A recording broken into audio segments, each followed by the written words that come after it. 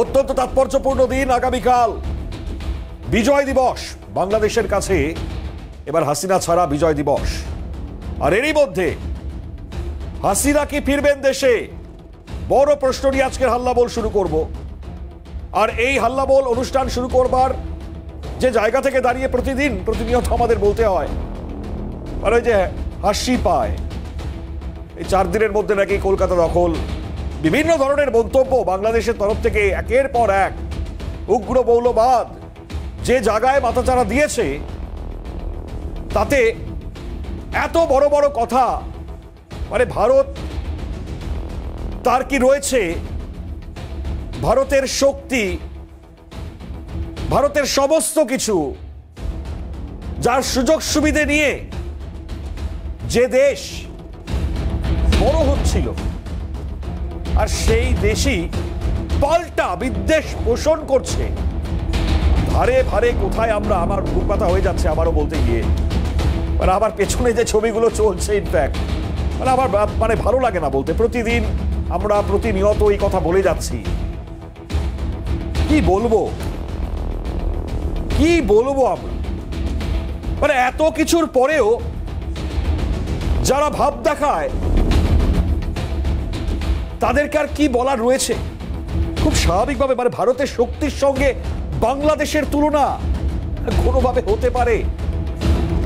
আর এরই মধ্যে এখনো হুঙ্কার তারা জিয়ে রাখছে বিভিন্ন সময়, বিভিন্ন ধরনের হুঙ্কার, যে হুঙ্কারের ছবি, যে হুঙ্কারের একের পর এক বক্তব্য, সেগুলো আপনারা শুনছেন। এখন ঘরে বাইরে প্রবল বিপদ।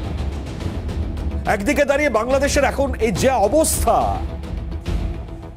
তাতে দাঁড়িয়ে মানে কার্যত হাতে মারার বা মরার এ ধরনের পরিস্থিতি, সেই ছবিটাও প্রকাশ্যে আসছে। দিনের পর দিন দ্রব্যমূল্য কোন জায়গায় গিয়েছে এই মুহূর্তে, চালের কি অবস্থা, আরে খাবার দাবার কি খাবে তার কোনো ঠিক নেই। লড়াই করতে হবে ভারতের সঙ্গে, হাস্যকর। এই পরিস্থিতির মধ্যেই শেখ হাসিনা খুব ইম্পর্টেন্ট। বিজয় দিবসের আগে শেখ হাসিনার বার্তা আওয়ামী লীগের তরফ থেকে ছোট ছোট করে মিছিল করা, এবং আবারও সেখানে দাঁড়িয়ে সেই ছোট্ট ছোট্ট মিছিল থেকে আওয়াজ তোলা, জয় বাংলা স্লোগান, যা সুপ্রিম কোর্টের তরফে নিষিদ্ধ করা হয়েছিল, সেটাকে আবার লেখা দেওয়ালে আওয়ামী লীগের তরফ থেকে মানে জানান দিচ্ছে যে বিজয় দিবসের আগে কি তাহলে শেখ হাসিনার প্রত্যাবর্তন দেশে? অবশ্যই একটা বড় প্রশ্নের জায়গা, যা দিয়ে অবশ্যই আমরা যেটা বলছিলাম যে শুরু করবার হয়তো চেষ্টা করব, বড় প্রশ্ন রাখছি আমরা। কিন্তু আবারও বলছি, যে ছবিগুলো একের পর এক আমরা দেখছি, তাতে একদিকে মোহাম্মদ ইউনূস, বাংলাদেশের এই মুহূর্তের অন্তর্বর্তী সরকারের মুখ, ফেস, তার বিরুদ্ধেই গর্জে উঠছেন অনেকে। তাসলিমা নাসরিন, তার করা পোস্টে তো অনেক বড় প্রশ্ন, অনেক বড় বিষয়, মানে সন্ত্রাসবাদীদের প্রশ্রয় দেওয়া। কি দিচ্ছেন তিনি? এই প্রশ্ন তুলে ফের আরো একবার ভালো করে মুখে কালি লেপে দিয়েছেন। তো এখন ভাবুন একবার, একদিকে আরাকান আর্মি, একদিকে জেএসএস, চট্টগ্রাম কি হবে তারই এখন এই মুহূর্তে প্রবল চাপ। তার মধ্যে আবার ভারত দখল, মানে শহর দখল, কলকাতা শহর নাকি 5 জেলা নাকি করবে। হাস্যকর, আবারও বলছি। যাই হোক, আমি প্রথম যে ছবিটা দেখাতে চাই আজকের এই মুহূর্তে, যে ইউনূস, মোহাম্মদ ইউনূস, তার আরাকান আতঙ্ক কোন জায়গায় গিয়েছে, তার একটা নির্যাস, তার একখানা ইনফরমেশন, সেটা আপনাদের সঙ্গে শেয়ার করি। আমরা যদিও দিনভর দেখাচ্ছি, তার মধ্যে এই ইনফরমেশন অবশ্যই অত্যন্ত তাৎপর্যপূর্ণ। আমি একটু দেখাই আপনাদেরকে, আপনারা দেখুন ইউনূস তার আরাকান আতঙ্ক কেন বলছি, একের পর এক স্টেপ বাই স্টেপ আপনাদের যদি জানাই। এই মুহূর্তে অত্যন্ত উদ্বেগের জায়গা, কারণ আরাকান আতঙ্কে বাংলাদেশ ভুগছে। ভোগার জায়গা খুব স্বাভাবিক, কারণ এই মুহূর্তে যেভাবে আরাকান আর্মি স্ট্রং হচ্ছে চট্টগ্রাম দখল নিতে, এই আর্মি মরিয়া, এই আর্মির ইতিহাস, সেটা সম্বন্ধেও জানাবো আপনাদেরকে। তবে তার আগে আপনাদেরকে জানাচ্ছি, বাংলাদেশ থেকে ছিন্ন হয়ে যাবে কি চট্টগ্রাম? খুব বড় বিষয়। এবং একই সঙ্গে দাঁড়িয়ে 271 কিলোমিটার সীমান্ত, সেটা আরাকানের দখলে। এবং তাৎপর্যপূর্ণভাবে এই 271 কিলোমিটার সীমান্তে যে ছবিটা বা যে খবরগুলো বা যে তথ্য এই মুহূর্তে সামনে এসছে, তাতে এই জায়গা সীমান্তবর্তী নাফ নদী, তার নিয়ন্ত্রণের পথে আরাকানরা। এবং এই ঠিক জায়গায় দাঁড়িয়ে যখন এই সীমান্ত, যেখানে দাঁড়িয়ে ক্রমশ আমরা দেখছি পিছু হচ্ছে মায়ানমারের এই জুনটা, এক্স্যাক্টলি ভাবে এই রাখাইন রাজ্য, তার অধিকাংশ অঞ্চল আরাকান আর্মির দখলে। তাহলে এবার ভাবুন, তাহলে যে তথ্য সামনে আসছে এবার বুঝতে পারবেন, মানে চট্টগ্রামের দিকে যদি নজর দেয় তাহলে পরে কি আমরা ওই কি চুষবো বলেছিলেন, মনে পড়ছে আমার, বিএনপির এক নেতা, তিনি তার এই মন্তব্যে আমার রাজ্যের মুখ্যমন্ত্রীকে পাল্টা বলেছিলেন। তো এই মন্তব্য করবার পর একটু ছবিগুলো দেখাচ্ছি, ভালো করে দেখুন যারা বাংলাদেশ থেকে দেখছেন। আর একটু আরাকান আর্মির ইতিহাসটাও বলি আপনাদেরকে, খুব ভালো করে শুনবেন, শুনলে পরে বুঝবেন। এটা শোনাই, দেখাই, দেখুন আরাকান আর্মি কারা। কারা এই আরাকান আর্মি? খুব তাৎপর্যপূর্ণ, জেনে রাখবেন। রাখিন সম্প্রদায়ের সামরিক বিভাগ, যেখান থেকে দাঁড়িয়ে আরাকান আর্মিরা মূলত এরা বৌদ্ধ ধর্মাবলম্বী। এবং পরবর্তীতে আমরা দেখব অবশ্যই এই আরাকান আর্মির ওপর চীনের তরফেও পূর্ণ সমর্থন রয়েছে। চলুন আরো তথ্য দেখাই, এই আরাকান আর্মির ইতিহাস দেখাচ্ছি আপনাদের। সামরিক অস্ত্র এবং পোশাক দিয়ে সাহায্য করে চীন, অত্যন্ত ইম্পর্টেন্ট। এই বঙ্গু দখলেই ব্যবহার হয়েছে চাইনিজ আরপিজি রকেট লঞ্চার। এবং এর সঙ্গে খুব খুব গুরুত্ব রাখে বিরোধী শিবিরে আরাকান রোহিঙ্গা সালভেশন আর্মিরা, তারা কিন্তু মুসলিম। আর এদেরকে কারা সাপোর্ট করে? এদের যাদের সমর্থন করে বাংলাদেশের ডিজিএফআই এবং পাকিস্তানের আইএসআই। তাহলে বুঝতে পারছেন টাসেলের জায়গাটা, এক্স্যাক্টলি এই জায়গায় যে টাসেল। এবং এর থেকে একটা বিষয় সেটা অন্তত পক্ষে পরিষ্কার, এই যে 271 কিলোমিটার জায়গা চট্টগ্রামের, সেখানে আরাকান আর্মি তাদের দখলের জায়গার খবরটা তো শুনলেন। আরে আগে দুশ্চিন্তা কাটান, চট্টগ্রাম থাকবে তো? আরে ভারত দখল, আরে বাপ রে বাপ, কি বলবো আর। হ্যাঁ, আবার ছাত্র নেতা এদিকে বলছেন তার রাগের কি কারণ, এদিকে আমি পাচ্ছি না ভারত ছাড়া কিছু হবে না, অথচ বলছেন হাসিনাকে ফেরত দিন, তাহলে নাকি ভারতের সঙ্গে সুসম্পর্ক। বাবা রে বাবা, আরে বাবা কি হবে ভারত ছাড়া? হ্যাঁ, প্রশ্ন করছি আমি এই মুহূর্তে হাল্লাবোল থেকে, আমি মণিময় প্রশ্ন করছি আপনাদের সামনে হাল্লাবোল অনুষ্ঠান থেকে। আবারও বলছি, চলবে তো, চলবে তো ভারত ছাড়া? ভারতকে কেন দরকার? আরো একটা ছবি, আরো একটা ইম্পর্টেন্ট তথ্য দেখাই। জেএসএস আরো এক মাথা ব্যথা। কেন মাথা ব্যথা একটু দেখাই আপনাদেরকে, চলুন। চট্টগ্রামের আকাশে কি সিঁদুরে মেঘ? কেন বলছি আমরা এই কথা? কেন বলছি এই কথা? কারণ চট্টগ্রামের আকাশে দীর্ঘ সময় ধরে জেএসএস গোষ্ঠী, সেই জেএসএস গোষ্ঠী যারা এই মুহূর্তে দাঁড়িয়ে অত্যন্ত সক্রিয়, এবং এই জেএসএস যারা চট্টগ্রামে দীর্ঘদিন ধরে সক্রিয়, এমএন লারমার পার্বত্য চট্টগ্রাম জনসংহতি সমিতি বা জেএস, এই সমর্থকরা বৌদ্ধ। এবং ঠিক এই জায়গায় দাঁড়িয়ে দেশভাগের সময় আপনাদেরকে জানাই আরো একটা ইতিহাস, যেখানে দেশভাগের সময় চট্টগ্রামের ভারতে অন্তর্ভুক্তি চেয়েছিলেন লারমা জেএসএস এর সঙ্গে, সে কারণে ভারতের সম্পর্ক ভালো হয়। 71-এর যুদ্ধে জেএসএস সহযোগিতা করেছিল। সেই সময় নীতিগতভাবে শান্তি বাহিনী তৈরি করা এবং ভারতের সমর্থন। আর এই জায়গা থেকে দাঁড়িয়ে জেএসএস বাহিনী তারা এবার সিঁদুরে মেঘ দেখাচ্ছে বাংলাদেশ, একের পর এক। তারপরেও এত বড় কথা, এত বড় স্পর্ধা। জানি না কে কি বলবেন। অবশ্যই আজকের যারা গেস্টরা রয়েছেন তাদের মধ্যে খুব ইম্পর্টেন্ট বাংলাদেশ থেকেও গেস্ট থাকবেন আমাদের সঙ্গে।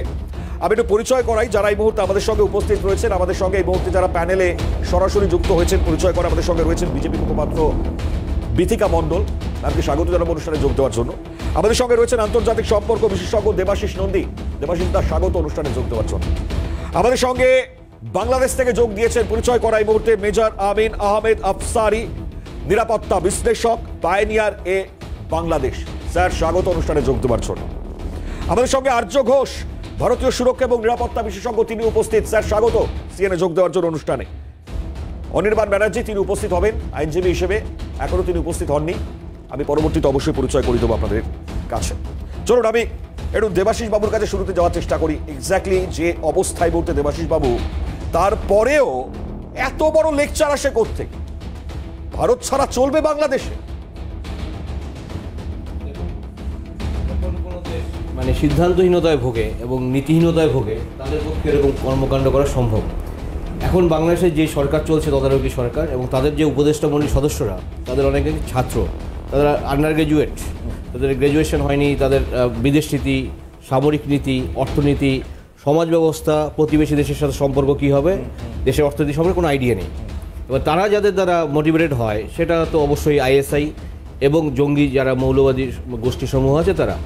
এখানে কোনো একটা দেশে যখন পরিবর্তন হয়, বাংলাদেশের ইতিহাস যদি বলি, বুদ্ধিজীবীদের একটা ভূমিকা থাকে ইতিবাচক ছাত্র সমাজের ভূমিকা, যেটা 52-তে হয়েছিল, সালাম বরকত, রফিক জব্বার, 69-এ গণঅভ্যুত্থানের সময় হয়েছিল, 71 স্বাধীনতার সময় হয়েছিল, তার পরবর্তীকালে আমরা শাহবাগ মুভমেন্টের সময় দেখেছি।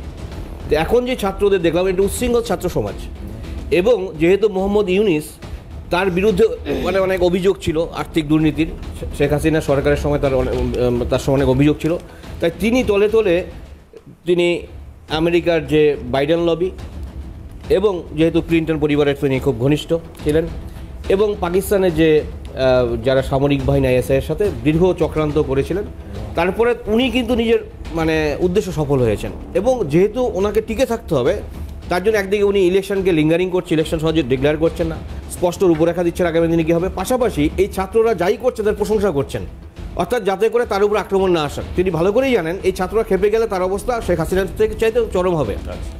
এবং বাংলাদেশ কী সংকটে পড়তে পারে, একটা দেখুন, ইন্ডিয়া অনেক সাপ্লাই চেন কমিয়ে দিয়েছেন, অনেক বাণিজ্য কমিয়ে দিয়েছে। সাপ্লাই চেন বাংলাদেশের একটা বড় অংশ ইন্ডিয়ার উপর ডিপেন্ড করে, ফার্মাসিউটিক্যালস থেকে শুরু করে ডেইলি গুডস, যেটা আলু, পেঁয়াজ, চাল, এগুলো ছাড়াও তারপরে হচ্ছে বস্ত্র, যেগুলো আহমেদাবাদ থেকে একটা বড় অংশ যে র মেটেরিয়াল যায় বস্ত্র শিল্পের, গুজরাট থেকে অন্যান্য অংশ থেকে যায়। পাশাপাশি বাংলাদেশের যে আপনি ধরুন মেডিকেল যে ব্যাপার সার্ভিসটা ইন্ডিয়া তো দেয়ই। এখন বাংলাদেশের চারিপাশে ঘিরে রয়েছে 4000 কিলোমিটার বেশি সীমান্ত আছে। এখন যদি সামরিক তুল্যমূল্য বিচার করি, তাহলে যদি আমি পশ্চিমবঙ্গে আমাদের বিমান ঘাঁটির সংখ্যা বলি 7টা, আর সমস্ত বাংলাদেশ আছে 9টা। তারপর সামরিক বাহিনী, বিমান বাহিনী, নৌবাহিনীর যে অবস্থান অনেক পিছিয়ে রয়েছে। অর্থাৎ বাস্তব জ্ঞান যে সমস্ত মানুষজনের নেই, তারা দেশ চালাচ্ছে, এবং কাদের দ্বারা অনুপ্রাণিত হচ্ছেন, যারা হচ্ছে ওই জামাত, তারপরে আরও অন্যান্য জঙ্গি সংগঠন। এবং এদের ফলে কি হয়েছে, বাংলাদেশ পাকিস্তানের সাথে ঘনিষ্ঠতা স্থাপন করেছে। এবং আপনি খুব সুন্দরভাবে বিশ্লেষণ করলেন অনুষ্ঠান শুরুর আগে, আমি একমত। অর্থাৎ এখানে যে চিটাগাঙ্গের যে সমস্যা, এটা এদের কাছে ইনফরমেশন থাকা সত্ত্বেও নজর দিতে পারে। একদিকে যখন শান্তিরক্ষী বাহিনী তো অনেক আগে হয়েছিল, চাকমা সমস্যা সমাধান করে শেখ হাসিনা ইউনেস্কো শান্তি পুরস্কার 1996-এ, এবং পরবর্তীকালে শান্তিপূর্ণ কিছুটা হয়েছিল, কিন্তু পরবর্তীকালে কিন্তু তাদের আইডেন্টিটির কাছে যে একটা বুদ্ধিস্ট একটা জঙ্গি সংগঠন হয়েছে।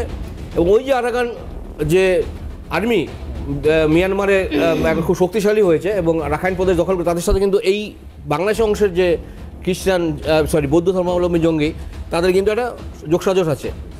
ফলত বাংলাদেশ আগামী দিনে যদি চিটাগাংয়ের নিরাপত্তা, চিটাগাং সংলগ্ন কক্সবাজার এলাকার নিরাপত্তার কথা যদি ভাবে, তাহলে কিন্তু গভীর সংকট দুদিকে, একটা আরাকান আর্মির তরফ থেকে, আবার ইন্টারনালি যেই বৌদ্ধ ধর্মাবলম্বী যে চিটাগাং হিল ট্র্যাকে যারা রয়েছেন তাদের, এবং এখানে যে 15 লক্ষ যে রোহিঙ্গা বসবাসকারী রয়েছে, তাদের সাথে কিন্তু ইন্টারনাল ক্ল্যাশ সোসাইটি অলরেডি শুরু হয়ে গেছে। তারা পেটি ক্রাইমের সাথে যুক্ত, বিভিন্ন ইউবা আপনার ওই যে নেশার যে গুলি, এগুলোর রপ্তানি আমদানি করতে শুরু করে illegal arms trade, human trafficking সব করছে। ফলে এদের এই অভ্যন্তরীণ সমস্যা, এবং পাশাপাশি কী সমস্যা বাংলাদেশের, যে বাংলাদেশের অভ্যন্তরীণ যে আর্থিক প্রবৃদ্ধির হার তলানিতে নেমে গেছে। আমি কিছুদিন আগে তথ্য দেখলাম যে বাংলাদেশের অর্থনৈতিক অচল অবস্থার জন্য, অস্থিরতার জন্য বিদেশি বিভিন্ন ইনভেস্টমেন্ট এখন বাংলাদেশকে অ্যাভয়েড করে ইন্ডিয়ার দিকে আসতে চাইছে। আপনি স্যার বলছেন অর্থনৈতিক অবস্থা, আমার কাছে অনেকগুলো তথ্য আছে, আমি আপনার থেকে বিশ্লেষণ নেব। তবে তার আগে এই মুহূর্তে স্যার যেটা বলছেন খুব তাৎপর্যপূর্ণ। আমি জানি না বাংলাদেশের তরফ থেকে এই বিষয়ে কি মতামত পোষণ করবেন। মেজর সাহেব রয়েছেন আমাদের সঙ্গে, আমিন সাহেব। স্যার আমি বলছি যে এতটা দুর্দশায় ভুগছে বাংলাদেশ, অভ্যন্তরেই এত সমস্যা, প্রবল চাপে, আরাকান আতঙ্ক, জেএসএস, একের পর এক, চট্টগ্রাম থাকবে কিনা এখনো পর্যন্ত জানে না, জঙ্গি গোষ্ঠীগুলো মাথাচাড়া দিচ্ছে, বড় বড় কথা শুনছি আমরা উগ্র মৌলবাদীদের, আর একদিকে জঙ্গিদের ছেড়ে দেওয়ার পর একের পর এক ছবি। তারপরেও মানে ভারতের সঙ্গে বিদ্বেষের জায়গা বা এই যে দিবা স্বপ্ন দেখা ভারত নাকি দখল করবে, কখনো সম্ভব? কি করে দেখে বাংলাদেশ? জি, আমাকে বলেছেন। একদম। জি, ধন্যবাদ আপনাকে আমাকে কথা বলার সুযোগ দেওয়ার জন্য। এবং আমি আশা করি ভারত একটা পৃথিবীর মধ্যে বড় গণতান্ত্রিক দেশ, আমার মতো ক্ষুদ্র মানুষকে কথা বলার সুযোগ করে দেবেন। আর আমার কথাগুলো হয়তো আপনাদের ভালো লাগবে না, কারণ আজকের বিচক্ষণ উপস্থাপক এতক্ষণ ভুলভাল যেই তথ্যগুলো দিয়েছেন সেগুলো অত্যন্ত সুন্দরভাবে রপ্ত করেছেন, বলার স্টাইল ভালো ছিল, আপনাকে অভিনন্দন জানাই। ধন্যবাদ। আগামীকাল আমাদের ভুলগুলো ধরাবেন স্যার, বলবেন শুধু তা নয়, ভুলগুলো ধরিয়ে দেবেন। দেব ইনশাআল্লাহ, যদি সুযোগ দেন, যদি শুনতে চান।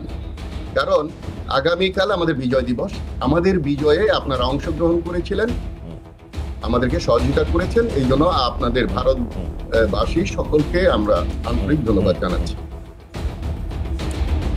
বাংলার প্রবাদগুলো কিন্তু খুব সত্য, এটা একদিনে হয়নি। যার বিয়ে তার খবর নাই, পাড়াপড়শির ঘুম নাই।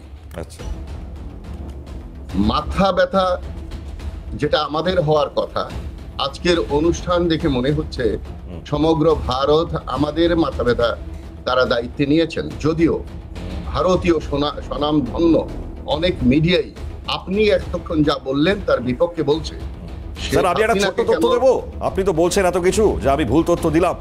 আপনাদের দেশের খুব মানে একদম ব্রড মিডিয়া চ্যানেল, আমি বলছি বাংলাদেশ, সেখানকার মেইন স্ট্রিম মিডিয়া ৭১ টিভি, তারা কি ভুল খবর সম্প্রচার করলো? তাহলে আপনি যদি বাংলাদেশে থাকতেন তাহলে ৭১ টিভিকে বাংলাদেশে সবাই ৭২ টিভি বলা হয়। এটা ভারত দ্বারা চালিত গত আন্দোলনে তারা যে ভূমিকা রেখেছে, তারা এক ঘরে হয়ে গেছে, আপনারা জানেন না। এই ৭২ টিভির কথা বাংলাদেশের কথা নয়। মানে আমি জানি আপনার খারাপ লাগবে, আপনার দেশে একটা সংবাদ মাধ্যম চলছে তাদের জনপ্রিয়তা তুঙ্গে, সেই সংবাদ মাধ্যমকে আপনার ভালো লাগবে। অনলাইনে আছি, আপনি যদি কথা বলেন আমি কথা বলতে পারবো না, এটা ওয়ান ওয়ে। আপনি বারবার আমার কথার মধ্যে বাধা দিচ্ছেন, আমাকে একটু ১-২ মিনিট কথা বলতে দেন, তারপর আপনি বলেন আবার। না ঠিকই তো, মানে এই ৭১ টিভি না থাকলে পরে তো আর আমি এই নিপীড়নগুলো দেখতে পেতাম না আমরা কেউই, তাই জন্য ওই গায়ে লাগছে আর কি। আমি বুঝতে পেরেছি, বাংলাকে যেভাবে তাচ্ছিল্য করে আপনারা কথা বলেন, বাংলা সেটা নয়। সম্প্রতি আমেরিকা আপনাদেরকে অসহযোগী রাষ্ট্র হিসাবে ঘোষণা করেছে। আপনাদের দেশ থেকে ইউরোপিয়ান রাষ্ট্রদূতরা চলে আসতেছে বাংলাদেশে। আপনাদের দেশে স্লোগান হয় দিল্লি না ঢাকা, ঢাকা ঢাকা। আপনারা হাসিনাকে আশ্রয় দিয়ে এক ব্যক্তিকে তোষামত করে সারা বাংলাদেশের বাঙালি মানুষকে শত্রু বানাচ্ছেন। আপনারা বাবরি মসজিদের নিচে মন্দির আছে, আপনারা ওই যদি বলেন যে এই তাজমহলের নিচে মন্দির ছিল, এটা ভেঙে ফেলা হবে, আমরা অবাক হব না। আপনারা গোমাংস রাখার জন্য যেভাবে মানুষ হত্যা করেন, আপনারা যেভাবে ধর্ম পালনের জন্য নিগৃহীত করেন, বাংলাদেশে সেটা নাই। আর আপনি যেগুলো উদাহরণ দিয়েছেন, যেগুলো বিচ্ছিন্ন যে একটা ঘটনা ঘটে, সেটা প্রকৃত আওয়ামী লীগ দ্বারা তৈরি এবং আপনাদের সহযোগিতা। চলুন স্যার, আপনি অনেকগুলো বিষয় আপনার থেকে শুনলাম। আমার মনে হয় মানে ওই যেটা শুরু থেকেই বলছিলাম না, মতিভ্রম হওয়া বাংলাদেশের বাসিন্দা বা যারা বিভিন্ন সময় বিভিন্ন মন্তব্য করছেন তাদের মতিভ্রম হয়েছে কিনা জানি না। এই যে সংবাদ মাধ্যমকে আক্রমণ করছেন, এই সংবাদ মাধ্যম যদি না থাকতো তাহলে তো আমরা জানতেই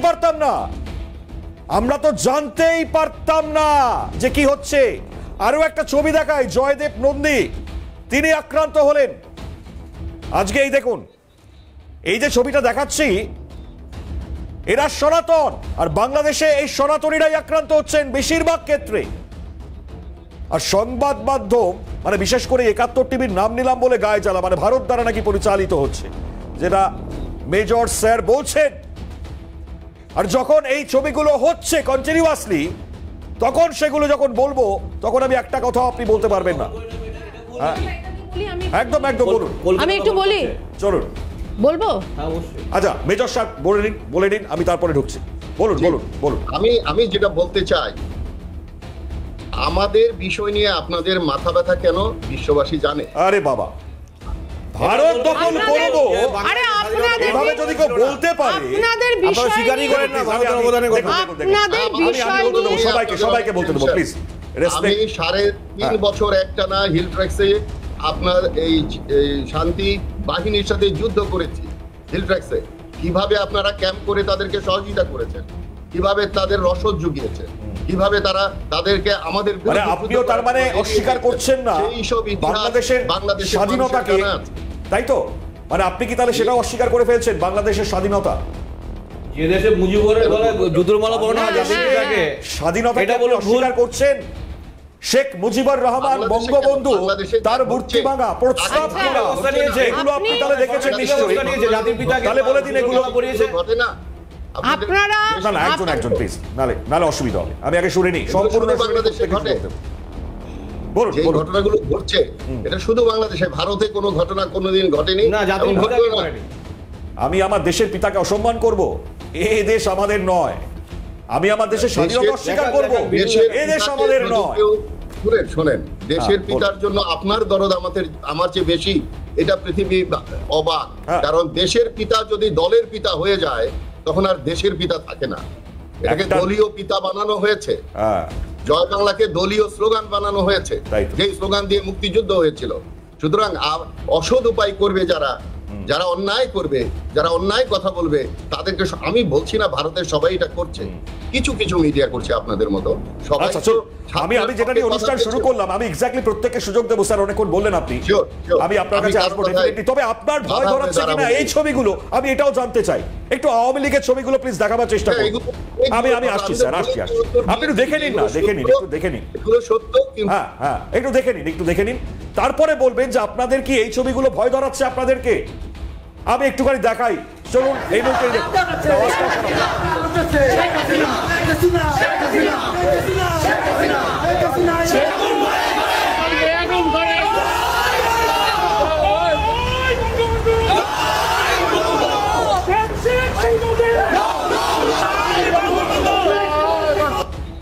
এবার যে ছবিটা দেখাবো হয়তো ভয় লাগতেই পারে। জয় বাংলা স্লোগান সুপ্রিম কোর্টের তরফ থেকে নিষিদ্ধ করা হয়েছিল। সেই জয় বাংলা স্লোগান যেটা মুছে দেওয়া হয়েছিল, আর এবার দেওয়ালে দেওয়ালে ফের জয় বাংলা স্লোগান। আগামীকাল খুব বড় দিন, বিজয় দিবস, সেটাকে অস্বীকার করবেন কিনা জানি না।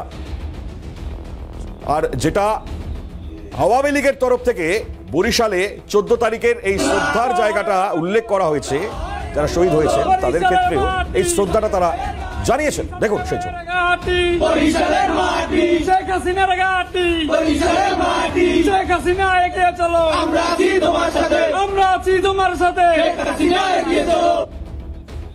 আর এটা হচ্ছে 14 ডিসেম্বর বাংলাদেশের শহীদ বুদ্ধিজীবী দিবস, সেই দিনকার ছবি। এগুলো আমাদের দেশের একটাও ছবি নয়। আমি মেজর স্যার আপনার কাছে আবারও বলছি, ভয় ধরাচ্ছে এই ছবিগুলো দেখবার পর? সহস্র লক্ষ ভাগের এক ভাগ। আপনি অন্য পক্ষটাকে দেখেন না। হাসিনা কি আবার শেষ করি, আগামী বাণিজ্য মেলায়, আন্তর্জাতিক বাণিজ্য মেলায় আসবেন, সেখানে আমাদের আন্দোলনের আদলে এই বাণিজ্য মেলা সাজানো হয়েছে। তার মানে শুধু যদি জয় বাংলাই থাকে, শুধু যদি আওয়ামী লীগই থাকে, ওটা আওয়ামী লীগের বাণিজ্য মেলা যেমন হতো ওটাই হতো। এবার আপনারা বাণিজ্য মেলায় আমন্ত্রণ জানালাম, যদিও আপনারা ভিসা টিসা বন্ধ করে দিয়েছেন আমাদের। কলকাতায় গিয়ে দেখেন, হ্যাঁ আপনারা পাকিস্তানের সঙ্গে এত সবাইকে সম্পর্কে যুক্ত করে ভিসা চালু করে ভারতের সঙ্গে ভিসা বন্ধ করে দিলেন, সেখানে দোষ আমাদের? বাপরে বাপ। না, আপনারা করেছেন আগে। আচ্ছা, আপনারা আগে করেছেন। আপনারা বাংলাদেশ থেকে 5ই আগস্টের পরে কাউকে যেতে দেননি। তাহলে যাক, আপনি তাহলে অ্যাটলিস্ট বলে দিচ্ছেন যে ভারত দখল বাংলাদেশ করবেই, তাই তো? মানে আপনি সহমত পোষণ করছেন ভারত দখল করবেই বাংলাদেশ। ভারত দখল করবে বাংলাদেশ? বাংলাদেশ তো আপনাদের মতো পাগল না। হ্যাঁ, কেন করবে? ইনশাআল্লাহ দখল করবে না, এটা তো আমরা শুনেছি কয়েকদিন আগে। আপনাদের বুঝে যার মনে যা ফালদা ওঠে তা। আপনাদের মনে মানচিত্র নাকি বদলে দেবে বলছে, মানচিত্রই বদলে দেবে নাকি আপনারা মুখ্যমন্ত্রী বলেন? শেখ হাসিনাকে কেউ বলছেন নাকি ওই চট্টগ্রামের দিকে নজর দিলে আমলো কিছু শুনবো নাকি আমরা? এটাও বলছি চট্টগ্রাম, হ্যাঁ তাই তো বলছি। তাই আমরা কি আমলো কি চুষবো? তাই তো। আর এই যে আরাকানটা দখল করে নেওয়ার পথে 270 কিলোমিটার, সেখানে তাহলে কি অবস্থা? এখন কি আমলো কি চুষতে হবে? অপেক্ষা করেন, কেন? যারা বলছেন, লাস্ট কথা বলি, 15ই আগস্টের আগেই শেখ হাসিনা ফেরত যাওয়ার কথা ছিল। ওকে, স্লোগানও দিয়েছিল, কই যায়নি তো। কালকে বিজয় দিবস, এর আগেই তো আসতে পারতেন। আমরা তো চাই উনি আসুক, ওনার বিচার হোক, আপনারা দিচ্ছেন না। চলো ঠিক আছে, আশ্রয় দিয়েছেন অসৎ খুনিকে। হ্যাঁ, মানে খুব রাগ এটাতে, আমি বুঝেছি। ঠিক আছে, চলুন। আন্তর্জাতিক মানুষ সম্পর্ক, মারবে, শিশু মারবে, না, হেলিকপ্টার দিয়ে ঠিক গুলি আছে করবে, স্যার, আমরা আমি আসছি তাদেরকে অনেক কিছু আদর বলবেন করব। আপনি। এবার আপনার এই বলার পাল্টা কারাকে কি বলবেন তার দিকেও তো আমাকে ফোকাস রাখতে হবে। এখন ভারতের প্রতি কতটা বিদ্বেষ, আবারও সেই বিদ্বেষের ছবিগুলো দেখালাম। ইনফ্যাক্ট কথাবার্তা শুনে আপনারা বুঝতে পারছেন। আমি সময় নষ্ট করবো না, সরাসরি চলে যাব। আর্যবাবু রয়েছেন আমাদের সঙ্গে, ভারতীয় সুরক্ষা এবং নিরাপত্তা বিশেষজ্ঞ। আর্যবাবু, আপনি শুনলেন এতক্ষণ মেজর বাংলাদেশ থেকে স্যার যেগুলো বললেন, তা আপনি কি বলবেন? সব থেকে প্রথমে বাংলাদেশের বিজয় দিবসের প্রাক্কালে প্রত্যেক বাংলাদেশি সচেতন মানুষকে বিজয় দিবসের আন্তরিক অভিনন্দন এবং তার সঙ্গে শ্রদ্ধেয় শেখ হাসিনা। আপনি ভারত থেকে বলছেন এই কথা, বাংলাদেশ থেকে শুনলাম না এখনো। আমি ভারত থেকেই বলছি এই কথা। আর শুভেচ্ছা জানিয়েছি আপনাদের সঙ্গে সবাইকে। যারা শুভবুদ্ধি সম্পন্ন মানুষ, প্রত্যেকটি শুভবুদ্ধি সম্পন্ন মানুষ বাংলাদেশে, তাদেরকে বিজয় দিবসের প্রাক্কালে অভিনন্দন, আন্তরিক এবং উষ্ণ অভিনন্দন ভারতের পক্ষ থেকে। আর দ্বিতীয়ত, এখন বাংলাদেশের হেলম অফ অ্যাফেয়ার্স যিনি আছেন, তিনি একজন পেড মার্সেনারি, যাকে বলা হয় কি বলবো, ঘাতক। তার নাম হচ্ছে মোহাম্মদ ইউনুস, এবং তিনি কাদের সঙ্গে কিভাবে প্র্যাকটিক্যাল ডিল করে এসছেন সেটা আমরা জানি। এটা আমি বাংলাদেশের যারা আছেন, যারা শুনছেন, এই অকুপাইং ফোর্সের যারা শুনছেন, তাদের প্রত্যেককে জানিয়ে দিতে চাই, তাদের প্রত্যেকের সম্বন্ধে আমরা জানি। আর আসছেন ডোনাল্ড ট্রাম্প, চলে যাচ্ছেন বাইডেন, এর মধ্যে আর বেশি কিছু আশা করবেন না। আর দ্বিতীয়ত, আমি বাংলাদেশের আওয়ামী লীগের প্রত্যেকটি সদস্যকে বলবো, এবং জনসাধারণ যারা অত্যাচারিত, আপনাদের সংখ্যা কিন্তু কোটিতে, এইটা মনে রাখবেন মাথায়।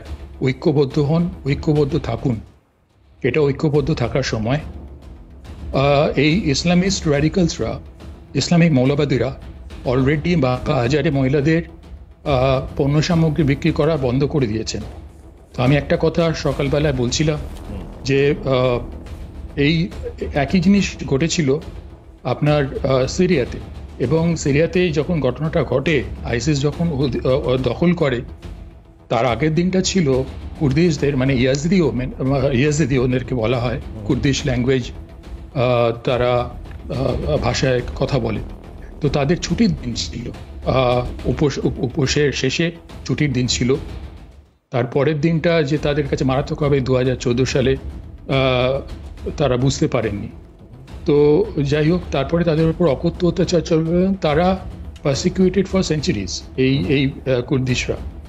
কিন্তু তারা আইসিসকে যেভাবে তাদের মহিলারা তাদেরকে পরাজিত করেছে, সেটার ভিডিও যদি আপনারা দেখেন চমৎকৃত হয়ে যাবে, এবং তারা রাক্কার রাস্তায় সেটা সেলিব্রেট করেছিলেন। তাই সেই বার্তাটা আমি দিতে চাই প্রত্যেকটি শুভবুদ্ধি সম্পন্ন জনগণকে, ওখানে আপনারা সঙ্গবদ্ধ হন। আর দ্বিতীয়ত, দেখুন, আমাদের দিক থেকে একটা জিনিস আমি বলবো, যে এই বাংলাদেশের পেছনে যে শক্তিগুলো কাজ করছে, তার মধ্যে অন্যতম পাকিস্তান এবং চীন। তো পাকিস্তানের, আমি এর আগের দিন বলেছিলাম, আমাদের যে বৈদেশিক সংস্থা আছে, ইন্টেলিজেন্স সংস্থা, তাদেরকে যারা সমীহ করে, প্রত্যেকে সমীহ করে বিদেশের প্রত্যেকটা ইন্টেলিজেন্স সংস্থা, এবং যারা হাড়ে হাড়ে টের পায়, তাদের নাম ISI। তো তারা জানে আমাদের বৈদেশিক সংস্থা কি। তো সেই জন্য আমি বলবো যে পাকিস্তান যে জিনিসগুলো করে, যে আর একটা শিপ আসবে, এবং যে শিপ এসছে, পাকিস্তান তো বেসিক্যালি তাদের কিছু নেই নিজে, তো এই যে স্টিল বুলেটসগুলো ইউজ করে, সেই স্টিল বুলেটসগুলো আসার সম্ভাবনা। সেই দিক থেকে আমি কিছু জিনিস লং টার্মের জন্য, নট ফর নাও, শর্ট টার্মের জন্য, লং টার্মের জন্য সাজেস্ট করব। সেইটা পরের দিকে আমি সাজেস্ট করব। আপাতত আমি এইটুকুনি বক্তব্য রাখলাম। চলুন, আমি এই অনুষ্ঠানেই আমি বলবো। একদম স্যার, বলুন, অবশ্যই ডেফিনেটলি বলবেন। কিন্তু আমি, মেজর স্যার রয়েছেন আমাদের সঙ্গে, তবে আমি একটুখানি স্যারকে বলে দিই, আমাদের এই মুহূর্তে সোশ্যাল মিডিয়াতে অনুষ্ঠানটা সম্প্রচার হচ্ছে, তো আমরা দেখতে পাচ্ছি সেখানে প্রত্যেকে স্লোগান দিচ্ছেন, জয় বাংলা, জয় বঙ্গবন্ধু। মানে আমি বলছি যে যদি মানে আওয়ামী লীগের প্রতি মানুষের এত পূর্ণ সমর্থন থাকে তাহলে পরে তো ভয়ের ব্যাপার। মানে এই কারণেই কি মানে নির্বাচন করছে না মোহাম্মদ ইউনূস? আমি জানি না, যাই হোক স্যার, আসছি আমি আসছি। মেজর আমিন আহমেদ আফসারি স্যার রয়েছেন আমাদের সঙ্গে, চলে যাব সরাসরি। প্রশ্ন করেছিলাম স্যারকে আর বিরতিতে যাওয়ার আগে, স্যার ভয়ের তাহলে এটাই কারণ? যে আমার ভয় আছে আপনি কিভাবে বুঝলেন আমি জানি না, বুঝতে চিন্তাই করতে পারেন, কারণ আপনার ভয়কে দাবিয়ে সাহসিকতার প্রমাণের জন্য বোধহয় মেজর আফসারিকে ভয় আছে এটা বলছেন। শোনেন, আপনি আমার শত্রু না, আমিও আপনার শত্রু না। আপনার সাথে বা এখানে যারা প্যানেলে আছে কারোর সাথে আমার জমি নিয়ে বাড়াবাড়ি মারামারি নাই। সুতরাং আমাকে কথা বলতে দেন। এই যে আপনারা বললেন একটা এত বড় একটা রাষ্ট্র, এত বড় একটা জাতি, আমাদের উপদেষ্টাগণকে মূর্খ বললেন একজন আলোচক, শিক্ষা নাই, অভাব, তারপরেও আপনাদের এত টেনশন। ইউনূসকে আর্থিক দুর্নীতিবাজ বললেন, শেখ হাসিনাকে কিছুই বললেন না। তাহলে আপনারা শেখ মুজিবুর রহমানকে জাতির পিতা এবং শেখ হাসিনাকে আপনাদের প্রধানমন্ত্রী করে ফেলেন না, অসুবিধা কি? আমরা দিয়ে দেবো, বিনা পয়সায় দিয়ে দিব আপনাদের। ভোট হচ্ছে না। আমি শেষ করি। ভারতের অনেক বাণিজ্য বন্ধ হয়ে গেছে আমাদের সাথে বললেন একজন। উনি জানেন না যে আমাদের সচিব, পররাষ্ট্র সচিব আপনার ওখানে যায় না, আপনাদের সচিব বাংলাদেশে এসে বলে গেছে ব্যবসা বাণিজ্য চলবে, উন্নয়ন চলবে, এবং কোনোটাই বন্ধ করা হয়নি। যেটা বন্ধ করা হবে অন্য দেশ মুখিয়ে আছে এগুলো দেওয়ার জন্য। একজন বললেন বাংলাদেশের সহযোগী পাকিস্তান এবং চীন। পাকিস্তান এবং চীন আপনাদের চির শত্রু, এটা তো বলবেন, এগুলো সত্য। তো সুতরাং আমি যেটা বলতে চাই যে অযথা কেন একটা জাতির সাথে আপনারা বিরোধ তৈরি করছেন? কিছু কতিপয়, আমি রিপিট করছি, কতিপয় মিডিয়া, আপনারা এই মিডিয়াগুলো আপনাদের সরকার, আপনাদের দেশের কথাগুলো বলুন। আমরা আপনাদেরকে অনেক বড় দেশ, পৃথিবীর মধ্যে অন্যতম গণতান্ত্রিক দেশ হিসাবে মানি। আপনারা ইউনূসকে ডক্টর, আমি গত ডে বিফোর ইয়েস্টারডে আমি ইউনাইটেড নেশনে গিয়েছিলাম, যেখানে ইউনূস সাহেব বসেছিলেন, যেখানে প্রথম বাইডেন ছিলেন এবং সবাই কিউতে ছিলেন দেখা করার জন্য। সেই সম্মানিত লোকটিকে আপনারা বলছেন অবৈধ সরকার। এর চেয়ে বেশি সাপোর্ট পেয়ে কেউ বাংলাদেশে দায়িত্ব নেয়নি। আপনারা জানেন এটা একটা অন্তর্বর্তীকালীন সরকার, এটা জনসমর্থনে, ছাত্র জনতার সমর্থনে হয়েছে। তাদেরকে কাজ করতে দেওয়া হচ্ছে। তাদের মধ্যে অনেক দুর্বলতা থাকতে পারে, মানুষ মাত্রই দুর্বলতা আছে, থাকবে, কিন্তু সেটাকে আপনারা যেভাবে ইনিয়ে বিনিয়ে এবং আমাদেরকে আমরা ভয় পাচ্ছি এগুলো বলছেন। শুনেন, ভয় নিয়ে বাংলাদেশের, আপনারাও তো স্বাধীন হয়েছেন কলমের খোঁচায়, পাকিস্তানও কলমের খোঁচায় স্বাধীন হয়েছে, বাংলাদেশ রক্ত দিয়ে স্বাধীন হয়েছে, যেই রক্তের শরিক আপনারা। স্বাধীনতাতে ভারতের অবদান, ভারতীয় সেনাবাহিনীর অবদান নিশ্চয়ই আপনিও ভুলে যাচ্ছেন, সেটা আমরা স্বীকার করবেন। একটু তাদের নিজেদের ঐতিহ্য নষ্ট করেছে, ভারতও নিজেদের যে সম্মান, ঐতিহ্য, ভারতের আচরণেই সেটা ধ্বংস হচ্ছে। সুতরাং আপনারা সাধু সাবধান। জাতির একটা কল্যাণকর জাতি আমরা, এখন কারো সাথে শত্রুতা আমাদের নাই। আর আপনারা এটা মনে করার কোনো সুযোগ নাই যে ভারত পেঁয়াজ আলু না দিলে আর পৃথিবীর কেউ আমাদের পেঁয়াজ আলু দেবে না। আমাদের পেঁয়াজ আলু, গরু, আপনাদের মা, শেষ করছি, আপনাদের মাকে আপনারা চামড়া সহ, হাড্ডি সহ আপনারা রপ্তানি করেন, এবার আমরা ফেরত দিয়েছি। আপনি জানেন যে আপনাদের কাছে যে গরু আসতো, এই গরু পাঠিয়ে, এই গরু এনে শেখ হাসিনা আমাদের ডায়েরি ফার্ম, আমাদের মুরগির ফার্ম, আমাদের উৎপাদন সব ধ্বংস করেছিল আপনাদের তাবেদার হওয়ার জন্য। উনি হলেন পেইড। আপনি কাকে পেইড বলবেন? একটা জাতির বিরুদ্ধে আপনারা দাঁড়িয়ে যাচ্ছেন। তো সুতরাং সেটা খুব ভালো হবে বলে বুঝলাম। আমি বিথিকাদির কাছে আসি, আপনার এই কথাগুলোর কোনো রিপ্লাই পাই কিনা বিথিকাদি? হ্যাঁ, আমি প্রথমে মেজর সাহেবকে বলি, আপনি একটু আগে শুরু করেছিলেন যে কি না আমাদের নাকি মাথা ব্যথা। আমাদের মাথা ব্যথাটা কেন? আপনি বারবার এই প্রশ্নটা আমাদের করছিলেন। আপনি প্রথমে জেনে রাখুন, ভারত হচ্ছে মানবিক, আর আমরা মানবিক বলে আপনারা যে বিশ্বাসঘাতকতাটা করলেন এই মুহূর্তে, আপনাদের যে স্বপ্ন আপনারা দেখেছিলেন বাংলাদেশকে স্বাধীন করবার, সেই স্বপ্নকে বাস্তবায়িত করেছিল ভারত। আর সেই ভারতের সঙ্গে আপনারা লড়াইয়ে নেমেছেন, যুদ্ধে নেমেছেন।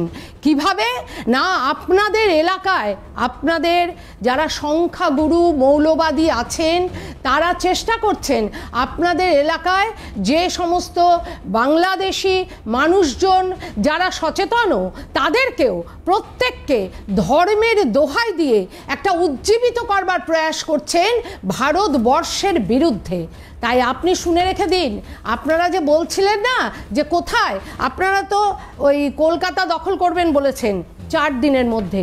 4 দিন আমরা অপেক্ষা করেছিলাম, কোথায় আপনাদের সেই মৌলবাদী ব্যক্তিরা? কেন 4 দিনের মধ্যে পশ্চিমবঙ্গ এবং কলকাতা দখল হলো না কেন? শুনে নিন, শ্যামাপ্রসাদ মুখার্জি এই কলকাতাকে যখন রক্ষা করেছিলেন, তখনই এই মোহাম্মদ আলী জিন্নাহ, সুরাবর্দির দল, এরা স্বপ্ন দেখেছিলেন যে কলকাতা তাদের একটা অংশ হবে, এবং সেই স্বপ্নকে তারা তখন বাস্তবায়িত করতে পারেননি, এবং সেই স্বপ্ন আজও আপনাদের মধ্যে মিথ্যা, এই স্বপ্ন দিবা স্বপ্ন আপনাদের মধ্যে চলছে। আর আপনারা সেই স্বপ্ন দেখে সেই স্বপ্নকে বাস্তবায়িত করবার জন্য ভারতবর্ষের বিরুদ্ধে এবং কলকাতাকে, এবং তারপরে আবার আপনারা আরো কি বলেছেন, 7 সিস্টার নাকি আপনারা দখল করবেন। আর আপনারা বলছেন আপনাদের সত্যি আপনারা খেতে পাবেন তো? আমরা যদি সব বন্ধ করে দিই আপনারা সুস্থ থাকবেন তো? আমরা যদি সব বন্ধ করে দিই, নিজেকে প্রশ্ন করুন, নিজের বিবেককে প্রশ্ন করুন। আমরা মানবিক, তাই আমাদের এই যে পররাষ্ট্র নীতি, সেখানেও আপনাদের ওখানে গিয়ে বলে এসেছেন যে কোনো কিছু আমরা এখনো বন্ধ করব না। এটা আমাদের মানবিকতার পরিচয়, এটা আমাদের মনুষ্যত্বের পরিচয়। আর সেইখানে গিয়ে আপনি কি করলেন আজকে দেখতে হচ্ছে। দায়িত্ব নিয়ে বলছি, শুনুন, আপনি শুনে নিন, দায়িত্ব নিয়ে বলছি, আপনি ওইখানে আমাদের সংখ্যালঘু হিন্দুদের চাকরি থেকে বরখাস্ত করছেন কি জন্য? কোন কারণে? কোন হেতুতে? হ্যাঁ, আপনি ভিসি কে পদত্যাগ করিয়েছেন কি জন্য? আপনি উত্তর দিন, আপনি জবাব দিন। একজন শিক্ষিত মানুষ, তাকে কেন আপনি পদত্যাগ করাতে বাধ্য করেছেন? আমি প্রশ্ন করতে চাই, মুজিবরের যে দেশ সেবা, তার সেই ইতিহাসকে আপনারা ভোলানোর প্রয়াস করছেন। শেখ হাসিনাকে আপনারা ভোলানোর প্রয়াস করছেন। ওই দেশের জন্য যা করেছে সেই সত্য ঘটনাকে আপনারা বিলুপ্ত করবার প্রয়াস করছেন। এবং শুনে নিন, কোথায় তোমায় থামতে হবে সেটা তোমায় জানতে হবে। আপনারা যদি সেটা না জেনে থাকেন, আমরাও কিন্তু চুপ করে বসে থাকবো না, থাকবো না, থাকবো না। কারণ চিৎকার করলেই কথা সত্য হয় না। যারা ভূতের ভয়ের মধ্যে থাকে তারা চিৎকার করে। শোনেন, আমি আপনাকে প্রশ্ন করি, আপনার কথার মধ্যেই তো আপনার উত্তর আছে। আপনি বলেছেন 4 দিনের মধ্যে মৌলবাদীরা কলকাতা দখল করবে, বলেছেন করতে পারেনি। আমিও তো তাই বলছি। প্রতিবয় মৌলবাদী, তার মানে বাংলাদেশে মৌলবাদীরা শক্তিশালী নয়, সাধারণ মানুষ শক্তিশালী, ছাত্র জনতা। সংখ্যালঘু হিন্দুরা কেন বেশিরভাগ ক্ষেত্রে আক্রান্ত? বাংলাদেশের সকলে প্রশ্নটা করা হচ্ছে। এই কলকাতা দখল, আমাকে একটু বলতে দেন। আপনারা আমাদের স্বপ্ন আপনারা দেখেন কেন? আমাদের স্বপ্ন চুরমার হয়ে যাচ্ছে, উনি চিৎকার করছেন কেন? আপনাদের স্বপ্ন নিয়ে তো আমরা বাড়াবাড়ি করি না। তাহলে এতই যদি আপনাদের মনে হয় শেখ হাসিনার, শেখ মুজিব ছাড়া বাংলাদেশের স্বপ্ন পূরণ হবে না, তাহলে এদেরকে আপনারা নিয়ে নেন। আমরা তো দিতে চাই, পাঠিয়ে দেন, বিচার হোক, বিচারের পরে আপনারা নিয়ে নিন। সারা পৃথিবী এই শেখ হাসিনাকে গ্রহণ করবে না। আমরা চিৎকার করব না যদি আপনারা ওই চিন্ময় প্রভুর মুক্তি দেন, এবং আমরা চিৎকার করব না যদি হিন্দু নিধন বন্ধ হয়। মুসলমান নিধন বন্ধ করেন না, আমরা কোনো মুসলমান নিধন করি না। বলবে না ভারতবর্ষের কোনো মুসলিম ভাই জুম্মার নামাজে সে আমার ভাই, পুলিশ কিক মারে, পুলিশ নামাজের সময়, এগুলো বন্ধ করেন। কোথায় দেখেছেন? নিগৃহীত করেন, এগুলো বন্ধ করেন। শুধু নিজের দোষটা দেখবেন না, এরকম বহু ভিডিও আমি দেখাতে পারি, বহু ভিডিও। আপনারা নিজেরা হিন্দুত্ববাদীকে প্রতিষ্ঠিত করার জন্য মৌলবাদীদের, তখন সেটা আপনাদের চ্যানেল হয় না, সেটা তখন ভারতের চ্যানেল হয়ে যায়, তাই না? আচ্ছা ভাই, আপনাদের কথা বলার সময় ডিস্টার্ব করে, আমি কথা বললেই আপনারা আমার মুখ না না, আপনি অনেকক্ষণ কথা বলেছেন, আপনি অন্যায় কথা অনেকক্ষণ বলে গেছেন, হিন্দু নিধন যজ্ঞে নেমেছেন, হিন্দুদের উপর অত্যাচার করছেন, আর আপনি কথা বলছেন মাথা উঁচু করে। আপনার লজ্জা হওয়া উচিত। আপনি একজন নারী হিসাবে। হ্যাঁ, আমি নারী, আমি আদর্শ নিয়ে চলা নারী। আপনি জেনে রেখে দিন, এই হিন্দু নিধন যজ্ঞ বন্ধ করতে হবে। হিন্দু নিধন যজ্ঞ বন্ধ করুন। চিন্ময় প্রভুর মুক্তি দিন, মুক্তি চাই। শোনেন, আপনি উনি বললেন, একজন বক্তা বললেন ট্রাম্প আসতেছে। আরে ট্রাম্প ভারতকে কোলে তুলে রাখবে এই আশায় ঘুরে বালি। ভাববেন না আমেরিকায় ট্রাম্প আসলেই আমেরিকার সবকিছু চেঞ্জ হয়ে যাবে। আমরা কারো আশা করি না, আমরা নিজেদের পায়ে দাঁড়িয়েছি, যারা রক্ত দিচ্ছি, আমাদের এখানে আবু সাইদ আছে, নূর হোসেনরা আছে, আবরাররা আছে। আমরাও আপনাদের জন্য রক্ত দিয়েছিলাম, আমরা আপনাদের স্বাধীনতা এনে দিয়েছিলাম, ভুলে গেছেন আপনারা অপমানও করেছেন, আপনারা সেই রক্তকে অপমান করেছেন, তাকে সহযোগিতা করেছেন। আপনারা অপমান করছেন আজকে, আমরা নয়, আপনারা অপমান করছেন। আপনারা আপনাদের মাকে বিক্রি করছেন। যে দেশ তার স্বাধীনতায় অসম্মান করে সেই দেশে কেউ যদি এত কিছু বলে ঠিক করেন, তারপরে আপনারা ভারতের কোনোভাবে মানা যায়? পতাকা করেছেন, এত বড় স্পর্ধা দেখান কি করে? আমি বলছি রাগটা কোথায়? দেখান কি করে? শেখ হাসিনাকে ভারত আশ্রয় দিয়েছে, এটাই রাগ, আর তাই জন্য সেখানকার সংখ্যালঘু হিন্দুদের উপর আক্রমণ। এত না ইনিয়ে বিনিয়ে এই কথাটুকু বলে দিলেই তো হয়। মূর্খ আর প্রধান উপদেষ্টা মূর্খ, আর আপনারা সব জ্ঞানী লোক, সারা পৃথিবী দেখছে, সকল বাংলা ভাষাভাষী মানুষ শুনছে, আমার কথাও শুনছে, ওনার আঙ্গুলের যে আঙ্গুল উঁচিয়ে যে কথা বলছেন এটাও দেখছে। সবে তো আঙ্গুল দেখেছেন, করে কথা বলার দরকার সবে নাই, তো আঙ্গুল আমার তো দেখলেন, ফাটানোর দরকার আরো নাই। বাকি আছে, আঙ্গুলেই ভয় পাচ্ছেন। আরো বাকি আছে, বাকি আছে, সবে আঙ্গুল। ঠিক আছে, একদিকে যে ছবিটা দেখাবো আপনাদেরকে, একদিকে সনাতনীদের উপর আক্রমণ, আর অন্যদিকে গীতা পাঠের প্রস্তুতি বা গীতা পাঠের জন্য এই মুহূর্তে খুলনায় ফের আমরা দেখতে পাচ্ছি যে ছবিটা, মানে সংঘবদ্ধ হবার ছবিটা, মানে তাতেই একটা বড় আশা জাগানো জায়গা। শেখ হাসিনা কি তাহলে দেশে ফিরছেন? সংঘবদ্ধ জোটবদ্ধ হওয়ায় এই জায়গাটা কিন্তু খুব সুস্পষ্ট হচ্ছে। আমিন সাহেব দেখাবো, আপনাকেও দেখাচ্ছি, আপনিও দেখুন, একটুখানি শোনাই আমি সাউন্ড। এর অর্থ হচ্ছে, যখন তত্ত্বদর্শী সাধক পৃথিবী আদি ভিন্ন ভিন্ন ভূত এক পরমাত্মায় স্থিত এবং সেই পরমাত্মা থেকে ব্রহ্মাণ্ডের বিস্তৃতি জানতে পারেন, তখন তিনি ব্রহ্ম সম্পত্তি লাভ করেন। দম্ভ দর্প ভীমাশ্চ ক্রোধ পারুষ্য মেবচ অজ্ঞানং চাবিজাতস্য পার্থ সম্পদম।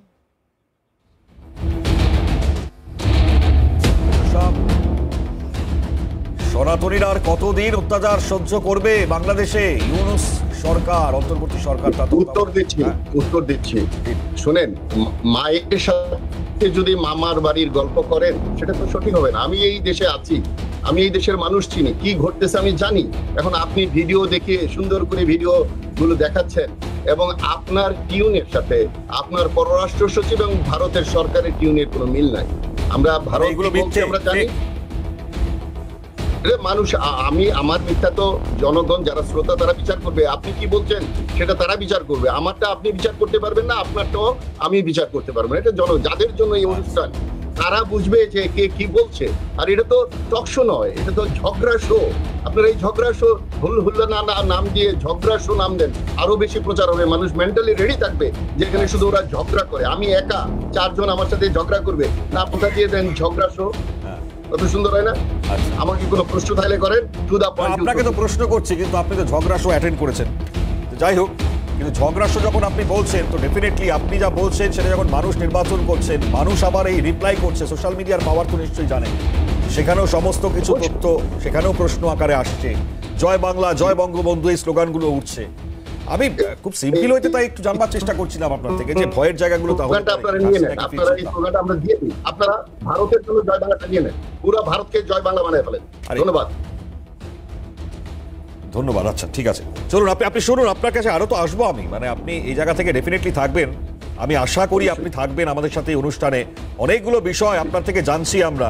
অনির্বাণদার কাছে আসবো। অনির্বাণদা, অনেকগুলো তো বিষয় শুনলাম, তো যাই হোক, শেখ হাসিনার এই পরিপ্রেক্ষিতে দাঁড়িয়ে মানে তার ফের একটা প্রত্যাবর্তনের জায়গা কি তৈরি হলো?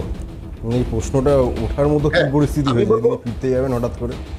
এখনো অব্দি এরকম কোনো পরিস্থিতি হয়নি। আপনারা জোর করে একটা ঘোলা জল কারো ঘোলা করার চেষ্টা করছে। মানে কি শেখ হাসিনা বলেছে আমি ফিরবো, না ভারত সরকার বলেছে যে ওনাকে আমরা ফিরিয়ে দিতে যাই? দাঁত ভাঙা জবাব কে বলেছে? এখনো অব্দি শেখ হাসিনাকে বাংলাদেশে ফেরত নিয়ে যাওয়ার কথা বা শেখ হাসিনা ওখানে যাবেন এই কথাটা কে বলেছে?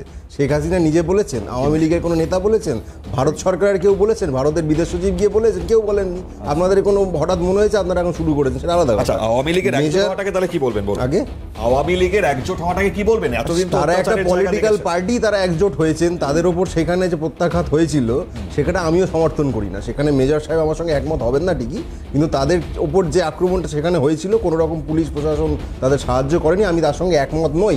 আমি মনে করি তাদের যা অপরাধ যদি তারা করে থেকে থাকেন, আইনের আদালতে বিচার হওয়া উচিত ছিল। সেটা যে তাদের না হয়ে তাদেরকে অনেক ক্ষেত্রে হত্যা করা হয়েছে, আমি সেটা সমর্থন করি না। মিথ্যে বলছেন না, সেটা পরের কথা। মিথ্যা বলছেন কিনা সেটা অন্য কথা। উনি আপনাকে যেটা বলছিলেন যে আপনি ফেক নিউজ বলছেন, আমি ভেবেছিলাম আপনি সেটাকে ভুল বলবেন। আপনি নিজেই প্রমাণ করে দিলেন যে ফেক নিউজ বলছেন। ওখানে সুপ্রিম কোর্ট জয় বাংলা স্লোগান নিষিদ্ধ করেননি। প্রথম কথা, খবর দিতে গিয়ে মিথ্যা খবর দেবেন না। জাতীয় স্লোগানের যে তকমা 2020 সালে সেখানকার হাইকোর্ট দিয়েছিল, সেই রায়ের ওপর স্থগিতাদেশ দিয়ে সেখানে কোনো বাতিলও হয়নি, নিষিদ্ধ হয়নি। যে অকারণ বাজে কথা বলে লাভ নেই। দ্বিতীয়ত, ভারতের অবস্থানের প্রশ্নে আমরা ভারতের সরকার অফিসিয়ালি যে অবস্থান নিচ্ছে আমরা সেটাকে ধরবো, নাকি শুভেন্দু অধিকারীর যে ট্রোল আর্মি আছে তারা যেটা বলছেন সেটা ধরবো? বিজেপির কিছু নিম্নমানের নেতা নেত্রী তিরিং করে বাংলাদেশের সঙ্গে যে উত্তপ্ত পরিস্থিতি তৈরি করার চেষ্টা করছে, এটা দিয়ে আলটিমেটলি ওই তৃণমূল বিজেপি সম্পর্ককে নিয়ে আসে। যেটা বাস্তব আমি সেটাই বলবো, যেটা বাস্তব সেটা আপনার ভালো যদি না লাগে যে বাস্তব ছবিটা চলছে। হ্যাঁ, বাস্তব ছবি খুব দেখতে পাচ্ছি, আমাদের বিদেশে অস্বীকার করছেন, আমাদের বিদেশে বক্তব্য অস্বীকার করছেন। বাংলাদেশ নিয়ে কথা বলবেন, মন্তব্য আর কোনটা করবেন বলুন? যে কোনো একটা বলুন। আপনি শুরু করলেন, আপনি কোন টপিকটা ধরবেন? শুরু করলেন আপনি, তাই আমি বলবো নিয়ে আলোচনা করবেন বলে সেটা নিয়ে আমরা যে টপিকে করছি আপনি বাইরে চলে গিয়েছেন। না, একদমই যাইনি। শুভেন্দু অধিকারী কোন টপিকে আলোচনা করছি আমরা? শুভেন্দু অধিকারী যদি বাংলাদেশ নিয়ে অবান্তর কথা বলে থাকে, বলে দিচ্ছি সেটা, আমি কোথায় দেখিয়েছি আমরা? আমি বলে দিচ্ছি সেটা। পেট্রাপোল সীমান্তে আমার হিন্দু ভাই নিধন হচ্ছে আর আপনি পেট্রাপোল সীমান্তে আপনার হিন্দু ভাই নিধন হলে আপনি চলে যান না বাংলাদেশে বিচারে লড়াই করে? কেন যাব? আরে সনাতনী অবান্তর কথা, আপনি কি বলছেন আমার দেশে থেকে? কথাটা শুনুন। অবান্তর কথা যদি বিজেপির বলার থামিয়ে জয়শঙ্কর মহাশয়কে বলুন যে তিনি যখন পার্লামেন্টে দাঁড়িয়ে তার দপ্তর থেকে স্টেটমেন্ট আসে যে বাংলাদেশের সঙ্গে দ্বিপাক্ষিক সম্পর্ক যেমন ছিল তেমন থাকবে, আমরা এই স্টেটমেন্ট ধরবো নাকি বিজেপির ট্রোল আর্মি স্টেটমেন্ট ধরবো? কোনটা? যদি জয়শঙ্কর বিজেপির বড় নেতা হয়ে থাকেন, শুভেন্দুকে বার করে দিন কান ধরে, আর যদি শুভেন্দু ঠিক হয়ে থাকেন, জয়শঙ্করকে বার করে দিন কান ধরে। দুটো একসঙ্গে হতে পারে না। ভারত সরকারের অফিসিয়াল স্টেটমেন্ট হলো বাংলাদেশের সঙ্গে সম্পর্ক যেমন ছিল, সেটা দ্বিপাক্ষিক, কূটনৈতিক, রাজনৈতিক যা ছিল তাই থাকবে। তাহলে ভারত সরকার কেন অফিসিয়ালি স্টেটমেন্ট দিচ্ছে না যে আমরা সব বন্ধ করে দেবো?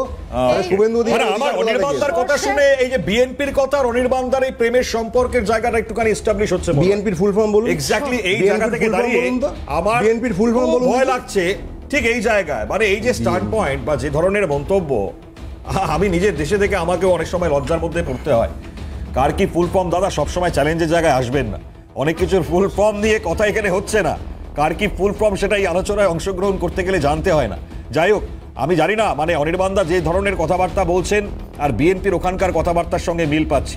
এত প্রেম কথা থেকে আসছে আমি জানি। অনির্বাণদা অনেক কিছু বললেন। যাই হোক, আমি এই জায়গা থেকে দাঁড়িয়ে দেবাশিস দা আপনার কাছেই আসি। আমি জানি না মানে আমার দেশে দাঁড়িয়ে যখন আমরা এটা দেখছি, আমার অপ্রান্তে যে দেশের সাথে আমার ভারতের সুসম্পর্ক, সেই সুসম্পর্ক একটা নষ্টের জায়গায় গেল অন্তর্বর্তী সরকার। শেখ হাসিনা তাকে তাড়ানো বা তিনি চলে গেলেন, তারপর পরিস্থিতি সম্বন্ধে আমরা প্রত্যেকে দেখতে পাচ্ছি কোন জায়গায় গিয়েছে। আলটিমেটলি প্রচন্ড রাগের জায়গা। আমরা আজকেও ছাত্রনেতার একটা বক্তব্য শুনছিলাম, বাংলাদেশের ছাত্রনেতা, তিনি যে বক্তব্য রাখছেন আমি একটুখানি দেখাতেও বলবো, ইনফ্যাক্ট শোনাতেও বলবো সেই ছাত্রনেতার বক্তব্য।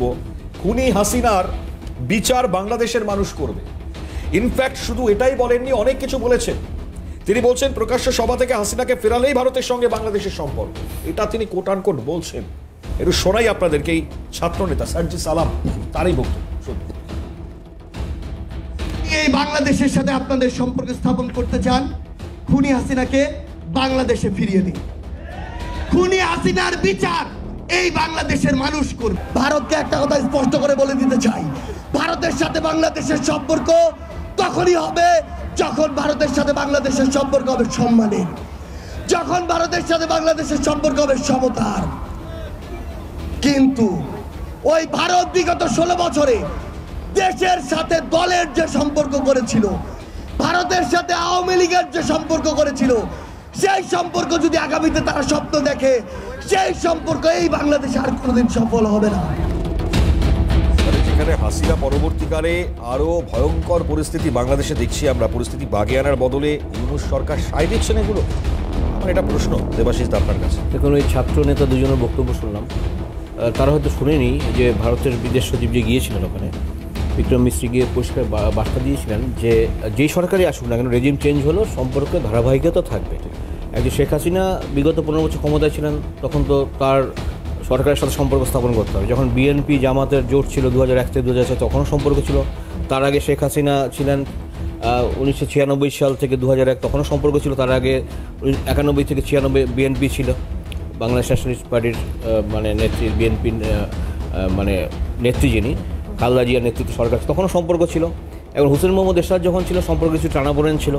এবং সেই সময় ব্যাপারটা হচ্ছে বাংলাদেশের যখন রেজিম চেঞ্জ হয়, রেজিমের সাথে সাথে সম্পর্কের একটা কেমিস্ট্রি চেঞ্জ হয়। এটা কখনো সুসম্পর্ক থাকে, কিন্তু ওয়ার্কেবল রিলেশনস কিন্তু বরাবরই ছিল ইন্ডিয়ার সাথে বাংলাদেশের।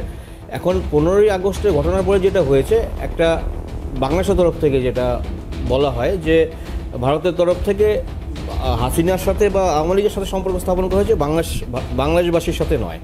তো এটার একটা তাদের ব্যাপারটা হচ্ছে একটা অবশ্যই একটা পলিটিক্যাল গ্রাউন্ড আছে। এখন ব্যাপারটা হচ্ছে তারপরেও কিন্তু বিএনপির যে নেত্রী খালেদা জিয়া বেশ কয়েক বছর দিল্লিতে একবার এসেছিলেন লাস্ট ইলেকশনের আগে, মানে তাদের তরফ প্রতিনিধি এসেছিলেন। তো বিষয়টা হচ্ছে যে কোথাও একটা কি হয় যে যখন কূটনীতি আমরা করি, মানে track 1 diplomacy, G2G, government to government, তখন আমরা সরকারের সাথেই করি। কিন্তু ভারত কিন্তু ত্রিস্তরীয় কূটনীতি করে বাংলাদেশে, G2G করে, G2P করে, সরকারের মানে সরকার এবং পাবলিক, যেটা গভর্নমেন্ট অ্যান্ড পিপল, আবার P2P, people to people contact. এখন পিপল টু পিপলটা এখন অনেকটা কমে গেছে, কারণ এটা একটা ইয়ে হচ্ছে যে মানে ওখানকার স্কলার এখানে পড়াশোনা করতে আসেন, যারা চিকিৎসা করাতে আসেন, তার কালচারাল টিম ভিজিট করেন। ফলে এই জায়গাটা কোথাও একটা দুদেশের পাবলিক অপিনিয়নটা, যেহেতু সোশ্যাল মিডিয়ার যুগ এখন, তো এর ফলে কি হচ্ছে দুতরফে মানে উত্তেজনাময় কিছু মানে বাক্য বিনিময় করছে। ফলে একটা কোথায় একটা হচ্ছে ডিসিশন মেকিংয়ে, যেটা বাংলাদেশের তরফ থেকে যেটা লক্ষ্য করছি, কোথাও একটা প্রভাবিত হচ্ছে।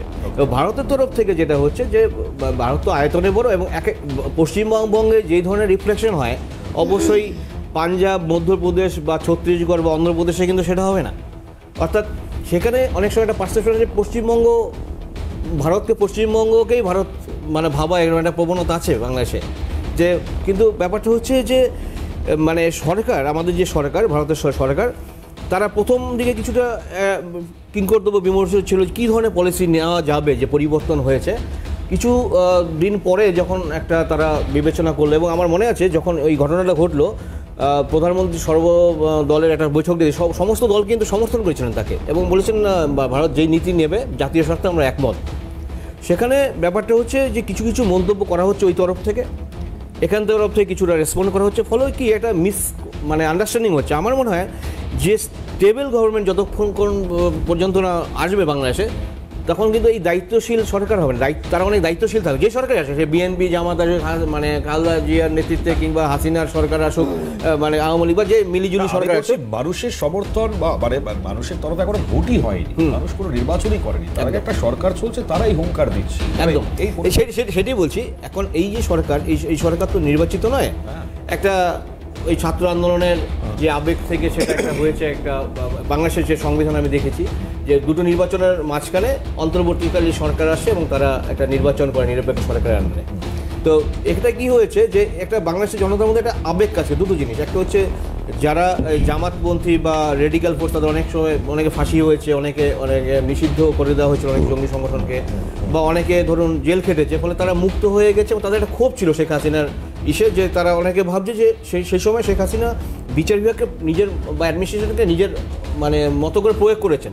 এটা সত্য মিথ্যা বাংলাদেশ সরকারই বলতে পারবেন, বিচার বিভাগ বলতে পারবেন। বিষয়টা হচ্ছে এখন হচ্ছে সেইভাবে লাগামহীন এই ছাত্র সমাজ বা প্রশাসনের বা পুলিশ এবং আর্মি, তারা কিন্তু অনেকটা অসহায়, এবং তাদের কিন্তু সেই মানছে না জনগণ, কারণ তারাও গোলাগুলি করতে ভয় পাচ্ছে ল অ্যান্ড অর্ডার প্রতিষ্ঠা করতে গিয়ে। কারণ যে ঘটনা ঘটেছে, পুলিশ আর্মি কেউ সাধারণ জনগণের উপর বা যারা বিক্ষুব্ধ মানুষজন যাদের উপর অভিযোগ আছে তাদের বিরুদ্ধে গুলি চালাবে না। এখন আমরা যেই কারণে ভীত সন্ত্রস্ত, শুধু সংখ্যালঘু নয়, বাংলাদেশের নিরীহ মানুষ যারা, সেটা হাসিনা বন্ধু হতে পারে বা বর্তমান যারা চালাচ্ছেন তাদের বিরোধী হতে পারে, নিরীহ মানুষের উপর বাংলাদেশের যে হিউম্যান রাইটস ভায়োলেশন হচ্ছে সেটা সংখ্যালঘু যাই হোক, আমার ইয়েটা হচ্ছে সংখ্যাগরিষ্ঠ সকলে যাদের উপর নির্যাতন হচ্ছে এবং হিউম্যান রাইটস ভায়োলেশন হচ্ছে, এই ব্যাপারে কনসার্ন জানাচ্ছে ইন্ডিয়া বারবার, এবং ভারত জানাচ্ছে, এবং আন্তর্জাতিক বিভিন্ন জনমত সেদিকে যাচ্ছে।